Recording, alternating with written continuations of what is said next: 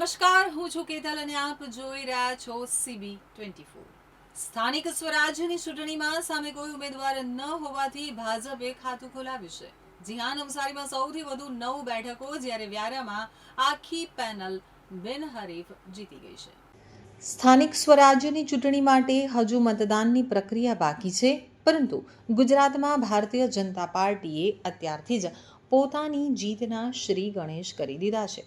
રાજ્યના નવસારી, ખેડા, કચ્છ, તાપી અને પાટણ એમ અલગ અલગ વિસ્તારોમાં મતદાન પહેલાં જ ભાજપના અનેક ઉમેદવારો બિનહરીફ વિજેતા જાહેર થયા છે।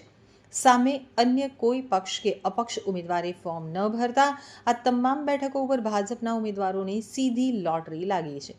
ચૂંટણી પહેલાં જ આ પરિણામો આવી જતા કાર્યકરો અને ઉમેદવારોમાં અગાઉથી જ જશ્નનો માહોલ છવાઈ ગયો છે। દક્ષિણ ગુજરાતના નવસારી જિલ્લામાં ભાજપે કમાલ જ કરી દીધી છે। અહીં મતદાન પહેલાં જ પાર્ટીએ કુલ 9 બેઠકો પોતાના નામે કરી લીધી છે, જેમાં જિલ્લા પંચાયતની 3 અને ગણદેવી તાલુકા પંચાયતની 6 બેઠકોનો સમાવેશ થાય છે। જિલ્લા પંચાયતની વાત કરીએ તો બેગરી બેઠક ઉપરથી ભીખુ પટેલ, ઘેજ બેઠક ઉપરથી અમિતાબેન અને દેવસર બેઠક ઉપરથી રેખા પટેલ બિનહરીફ ચૂંટાઈ આવ્યા છે।